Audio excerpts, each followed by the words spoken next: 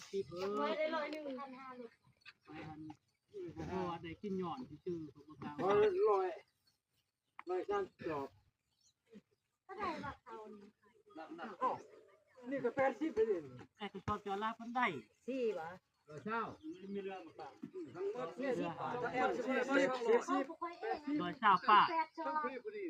นี่ พระเจ้าที่จะนี่ชอบเพิ่นต้องหน่วยเพิ่นไม่แก้วหัน ถ้าสรุปผลกันหน่อยว่าจะได้จักสอบกันแท้ถามสมัยพอดีหมดเลยถามสมัย มาที่คุยชอบเก่าแล้วเพิ่นไปย่อนที่ ได้บ่ค่ะ สอบมีที่มาใหม่ที่ 132 เขาก็ว่า130ได้เบี้ยหาแก๊สมา130 132 การเงินเรือหา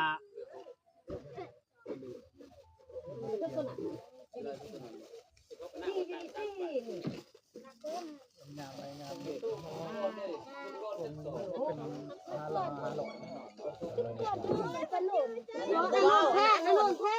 เอามาแท้ โอ้ยแม่นหมดเลยไม่หมด ยัง6หน่วยสอบ20หน่วยมี74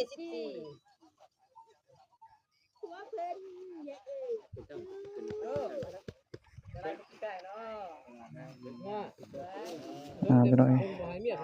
ของระบาวเพิ่นได้132ไปหน่อยแต่ละของอันนี้ก็100เข้า538 160 170ของในสหป่าอีก10สอบพี่น้อยพอดีได้180พี่น้อยสรุปทั้งหมดถือว่าได้180สอบทั้งสมัย